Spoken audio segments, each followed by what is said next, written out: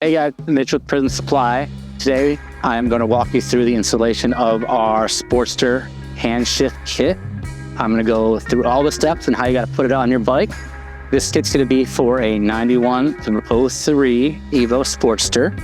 Basically all the 5-speed hard mount stuff. Let's get started.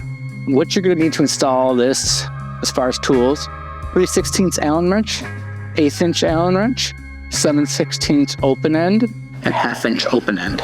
Again, you may need other tools to remove certain parts from your bike, but this is what you need to install it. Here's how it's going to come when you order it from us. It's going to come with all the pre-assemblies you need, as well as all the hardware. The first step in the process is to remove your shifter.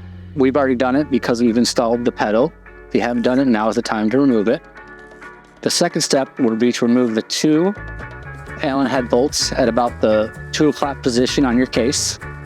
The next step is to install the shift pivot assembly using the 2 1/4" socket bolts and lock washers. Don't forget to torque down the bolt.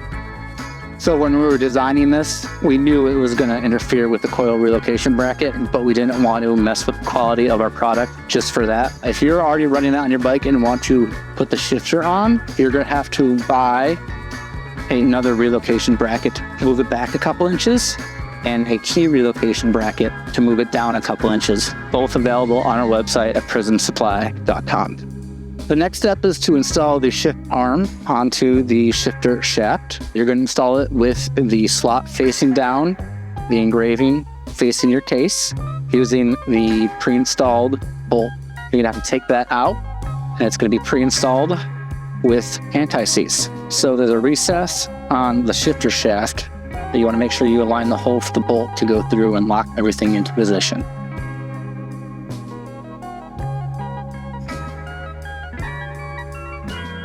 Once now, you have to torque down so that there's no movement between the spline and the shift arm.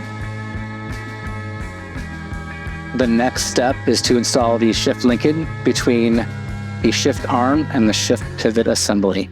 When installing, you want the shift pivot side of the hind joint facing out and the shift arm side of the hind joint facing in.